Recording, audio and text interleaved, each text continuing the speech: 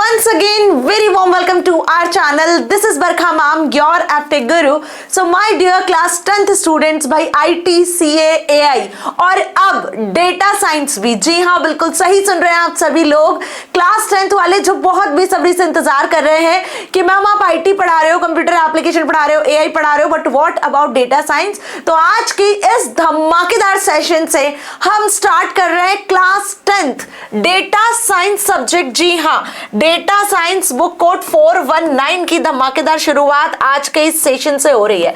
तो get ready children, आज हम डिस्कस करने वाले हैं डेटा साइंस का सिलेबस ओवरव्यू, क्योंकि यदि सिलेबस पता है तो 20 फरवरी को होने वाले एग्जाम में, 20 फरवरी को होने वाले आपके बोर्ड एग्जाम में आप हाईएस्ट मार्क्स स्कोर कर सकते हो, क्योंकि सिलेबस एकमात्र ऐसा हथियार हमारे पास होता है बोर्ड एग्जाम को फोड़ने का, जिसके बेसिस पे आपको ये पता होता है कि आपके एग्जाम में जो क्वेश्चंस आएंगे वो कहां से आएंगे, किन यूनिट से आएंगे, किन चैप्टर्स से आएंगे और कैसे आएंगे वो पता चलेगा सैंपल पेपर से। तो सिलेबस और सैंपल पेपर्स दो ऐसी चीजें होती है ना बोर्ड एग्जाम को क्रैक करने के लिए कि आपको सारी चीजें बयां कर देती हैं, बस अब उस बेसिस पे जरूरत होती है हमें सिर्फ प्रिपरेशन करने की, है ना। तो आज की आपकी Barkha ma'am class 10th data science लेकर और शुरुआत से एकदम जीरो से हीरो बनने का सफर हम यहाँ तय करने वाले हैं। जैसे आईटी पढ़ाया है, जैसे सीए पढ़ाया है, जैसे एआई पढ़ाया है, बिल्कुल वैसे ही डेटा साइंस को भी हम कवर करेंगे,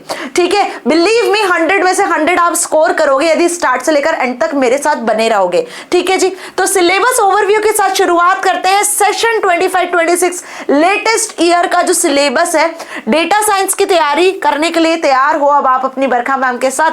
चलिए तो सबसे पहले बात कर लेते हैं आपकी बुक की। तो data science book code 419 book नहीं है, बुक है डजंट मैटर। यदि आप आज मेरे साथ में कनेक्टेड हो और यहाँ पे डेटा साइंस पढ़ रहे हो तो बिना बुक के भी आप 100/100 लेकर आ सकते हो आराम से। करना क्या है, सिलेबस सीबीएसई ने ऑलरेडी रिलीज कर दिया है। सीबीएसई की एकेडमिक वेबसाइट पे आपको सिलेबस मिल जाएगा स्किल सब्जेक्ट में। अब ये एक स्किल सब्जेक्ट है and you know the importance of this subject.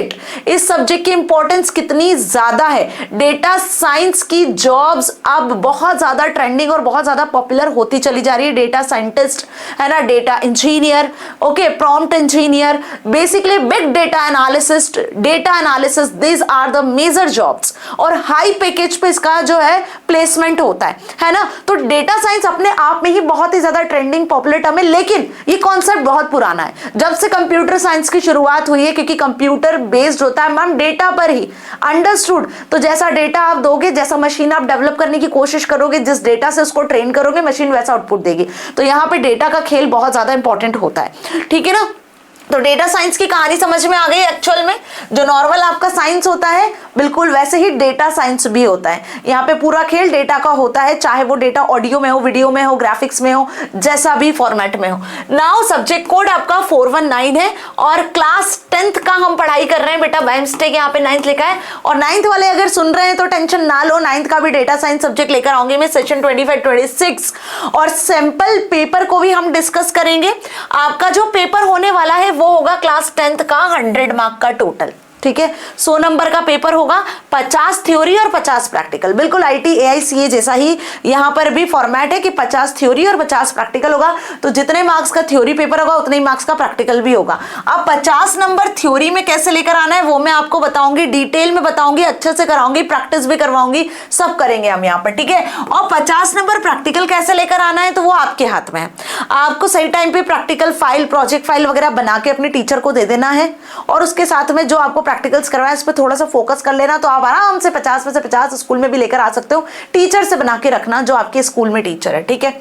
चलिए तो इतना समझ में आ गया। तो मेन जो हमें जंग जीतनी है वो इस थ्योरी पेपर के लिए जीतनी है, दैट इज 50। और एक चीज इसकी इंपॉर्टेंस तो आपको पता ही कि डेटा साइंस जो सब्जेक्ट है वो एक ऑप्शनल सब्जेक्ट है और यहाँ पर अगर आपने डेटा साइंस ऑप्ट किया हुआ है किसी मेन सब्जेक्ट में, यदि आपके मार्क्स ऊपर नीचे होते हैं तो वो मार्क्स आपके यहाँ पे इस डेटा साइंस के मार्क्स से रिप्लेस होके आपके परसेंटेज को बूस्ट करने वाला सब्जेक्ट है। एज वेल एज स्कोपिंग, तो यही स्कोप मैंने आपको स्टार्टिंग में ही बता दिया है ना। चलिए तो इसमें देख लेते हैं आपके यहाँ जो ये वाला जो डेटा साइंस वाला सब्जेक्ट है वो again part A plus part B में डिवाइडेड है। ओके, ध्यान रखना जैसे आईटी में होता है ना पार्ट ए पार्ट बी, बिल्कुल वैसे ही पार्ट ए पार्ट बी में डेटा साइंस का भी जो आपका सिलेबस है डिवाइडेड है।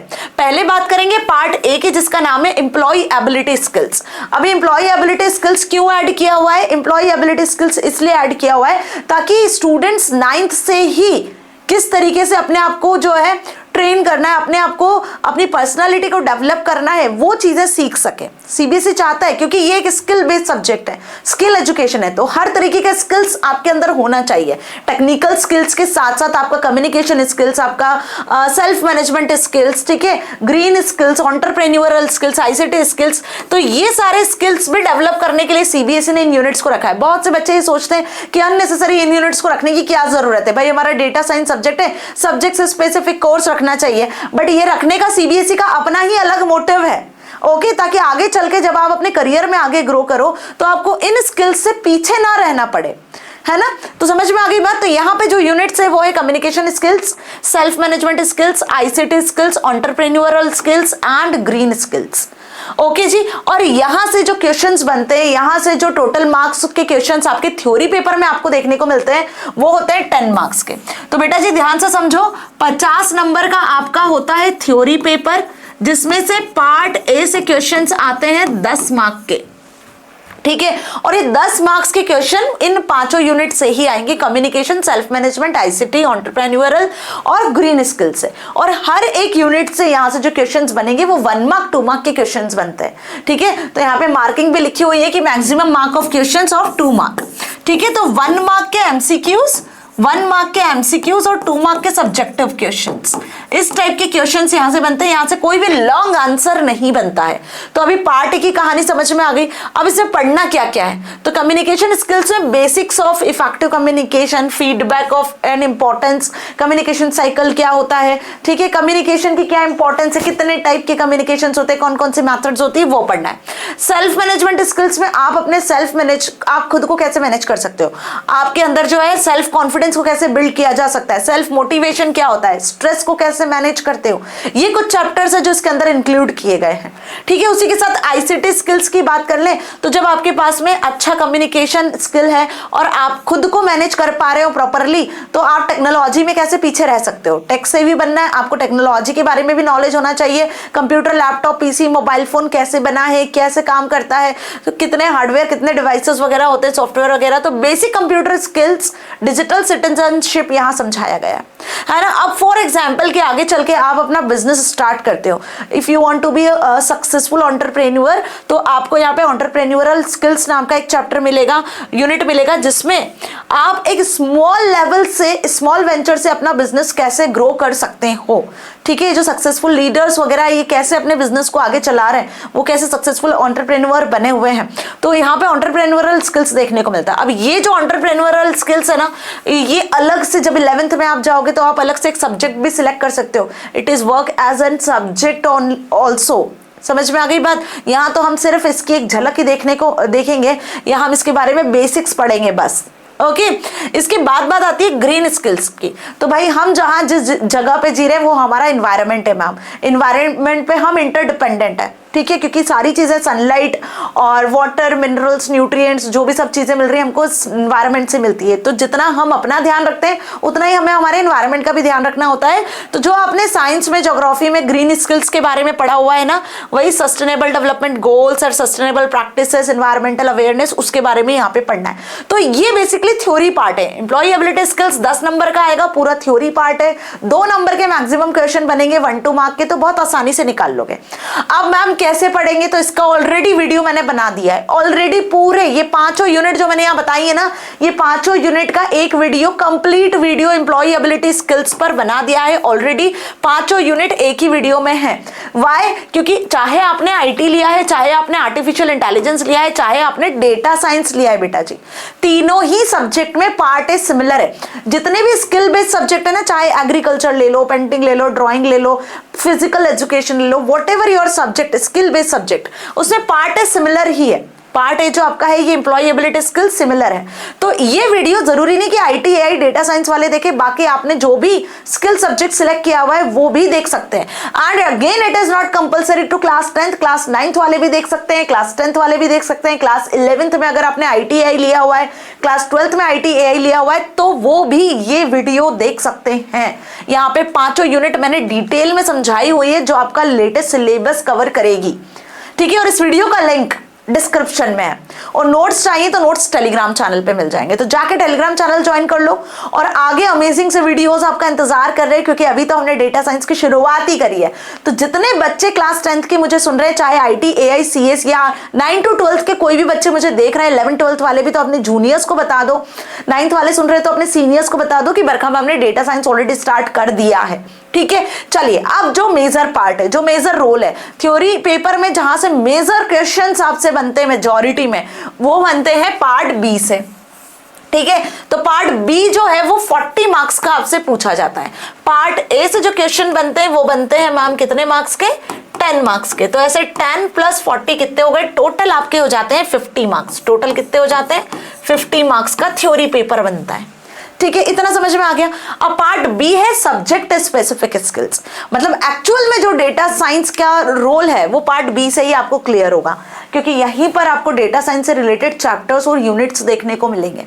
तो यहाँ पे जो हमें डेटा साइंस से रिलेटेड चैप्टर्स यूनिट्स पढ़ने, उसमें सबसे पहला है use of statistics in data science. Data science का स्टेटिस्टिक्स में कैसे यूज हो रहा है, ठीक है, मतलब डेटा साइंस को आप कैसे स्टेटिस्टिक्स में यूज कर रहे हो। अभी स्टेटिस्टिक्स तो क्लियर है, 10th में मैथ्स में आपने मीन मॉड मीडियन पढ़ा है ना, उसी को तो स्टेटिस्टिक्स कहते हैं कि आपके पास में बल्क में वैल्यूज होती है, ग्रुप्स में वैल्यूज होती है, उसमें से आपको कुछ कलेक्टिवली ग्रुप करके एक आंसर निकालना होता है। जैसे फॉर एग्जाम्पल कि आपकी क्लास में 50 बच्चे हैं, 50 बच्चे के डेटा साइंस में कितने मार्क्स आए हैं, एवरेज मार्क्स निकाल के बता दो कि भाई एवरेज मार्क्स मैम 60 या 90% पे बच्चे पास हो रहे हैं, एवरेज मार्क्स आपने निकाल दिए। तो ये एवरेज कैसे निकाला, सबके मार्क्स को टोटल करके divide by number of, right. तो वैसे ही हम यहाँ पे मीन मॉड मीडियन, इसी को स्टेटिस्टिक्स कहते हैं, है ना, मीन मॉड मीडियन कैलकुलेट करते हैं। तो फर्स्ट वाले यूनिट में हमें फर्स्ट चैप्टर में यही पढ़ना है कि स्टेटिस्टिक्स का यूज डेटा साइंस में कैसे हो रहा है, ठीक है। यहाँ पे mean mod median standard deviation होता है, इसको कैसे कैलकुलेट करते हो। आगे बढ़ते हैं distribution in data science. Data science में डिस्ट्रीब्यूशंस यहाँ पे हम देखने वाले हैं।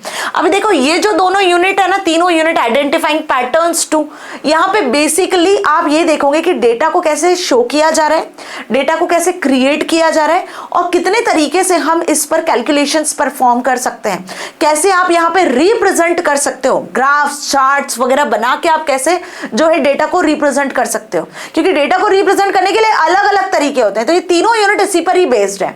डिस्ट्रीब्यूशन इन डेटा साइंस के डेटा को कैसे डिस्ट्रीब्यूट कर सकते हो, आप एक्सेल की शीट्स बना सकते हो, आप यहाँ पे पाइथन प्रोग्रामिंग लैंग्वेज का यूज कर सकते हो, डेटा फ्रेम का यूज कर सकते हो, लिब्रे ऑफिस कैल्क का यूज कर सकते हो डेटा को शो करने के लिए।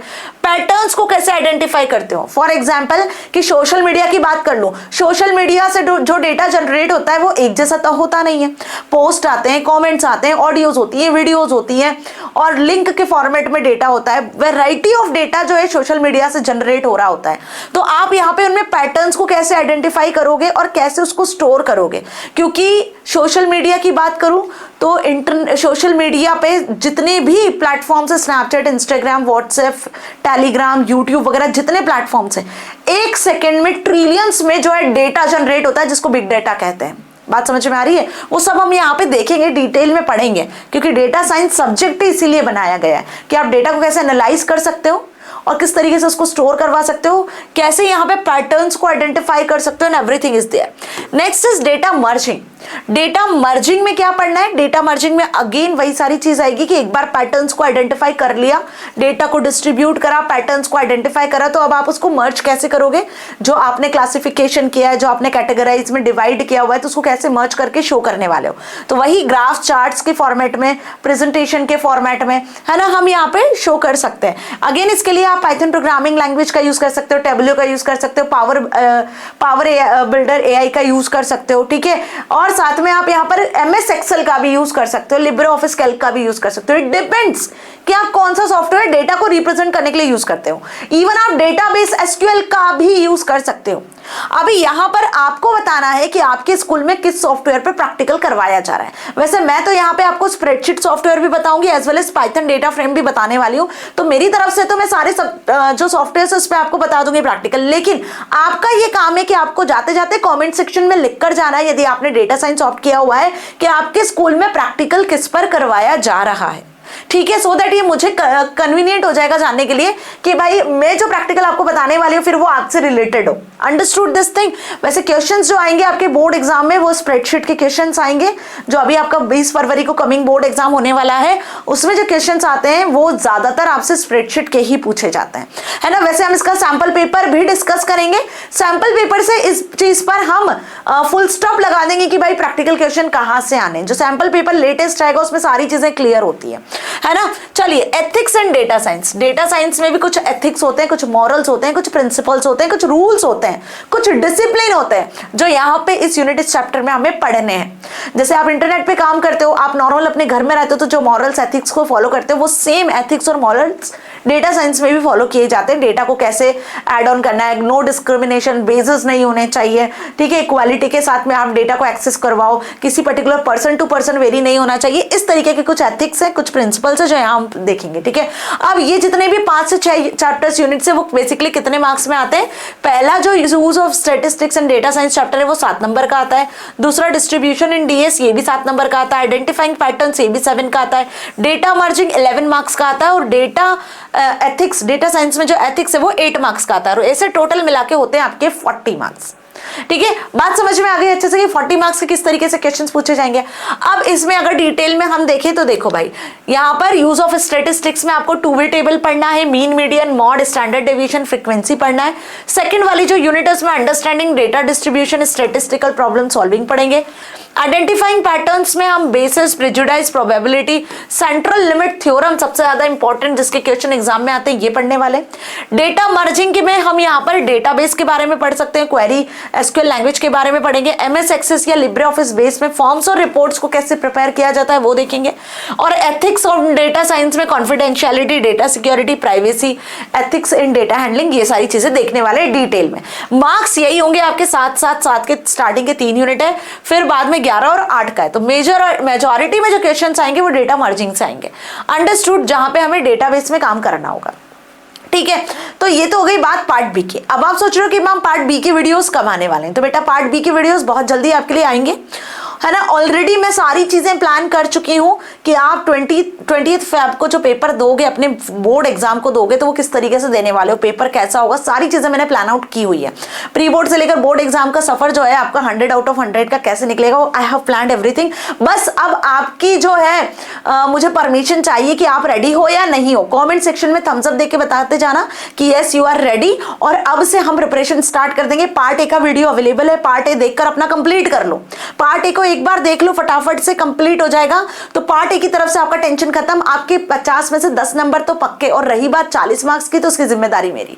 ठीक है, अब रही बात प्रैक्टिकल की, मैम 50 नंबर का प्रैक्टिकल भी तो होता है। तो जैसे मैंने आपको स्टार्टिंग में बता दिया कि बेटा प्रैक्टिकल वर्क के लिए टीचर जो भी पोर्टफोलियो, प्रैक्टिकल फाइल वगैरह जो प्रोजेक्ट आपको देते हैं वो सबसे पहली प्रायोरिटी पे बना के दो, क्योंकि 1 जनवरी से 14 जनवरी के बीच में सारे प्रैक्टिकल्स खत्म हो जाने हैं। आपके मार्क्स सीबीएसई तक पहुंच जाएंगे 50 में से, याद रखो मेरी बात फिर से। तो प्रैक्टिकल्स के लिए जो जो आपको दिया है टीचर ने वो सबसे पहली फुर्सत में बना के कंप्लीट कर दो, है ना। और अपना प्रैक्टिकल एग्जामिनेशन प्रॉपर तरीके से दो। जो वाइवा होगा उसमें क्वेश्चंस जो भी आपसे पूछे जाएंगे, वाइवा वाइज बेसिक क्वेश्चंस होंगे, उनके आंसर्स कर देना। कुछ इस तरीके से 50 नंबर आपको मिल जाएंगे प्रैक्टिकल में। And again I am telling कि टीचर से बना के रखना, तो आपको आराम से 50 में से 50 नंबर मिल जाएंगे अगर आपका ये सारी चीजें कंप्लीटेड है तो, है ना। क्योंकि at the day of practical your marks will be जो है जाते हैं सीबीएसई तक, आपके मार्क्स चले जाते हैं। ठीक है, तो प्रैक्टिकल एग्जाम में प्रेजेंट होना जरूरी है, एब्सेंट मत होना। जो ड्यू डेट आपको टीचर ने दी होगी प्रैक्टिकल के लिए उस दिन प्रेजेंट हो जाना कंपल्सरीली विथ ऑल दिस जो भी आपका मटेरियल है, portfolio, practical file and everything. Done. चलिए इतना समझ में आ गया। तो एक चीज आपको करते जाना है, वो क्या, कमेंट सेक्शन में बता के जाना कि आपके स्कूल में प्रैक्टिकल्स किन सॉफ्टवेयर्स पे करवाए जा रहे हैं। Python, spreadsheet, Calc, database, Base, SQL, MySQL, Tableau, Power Builder, AI, किस पर प्रैक्टिकल्स हो रहे हैं जरूर कमेंट सेक्शन में बता के जाना, ठीक है। तो यहां तक सारी चीजें क्लियर हो चुकी है। डेटा साइंस की धमाकेदार शुरुआत आपकी बरखा मैम ने कर दी है। आप रेडी हो या नहीं कमेंट सेक्शन में लिखना मत भूलना। मिलेंगे अगले धमाकेदार सेशन में पार्ट बी के use in statistics and data science के साथ में, ठीक है। पहला यूनिट पूरा एक ही वीडियो में कवर करूंगी क्योंकि 100% सक्सेस इन बोर्ड सीरीज आ चुकी है आप सभी के लिए, जिसमें हम एक एक यूनिट को एक ही वीडियो में कवर कर रहे हैं, ठीक है जी। तो मिलेंगे अगले धमाकेदार सेशन में। Till then stay here, stay happy. Thank you so much.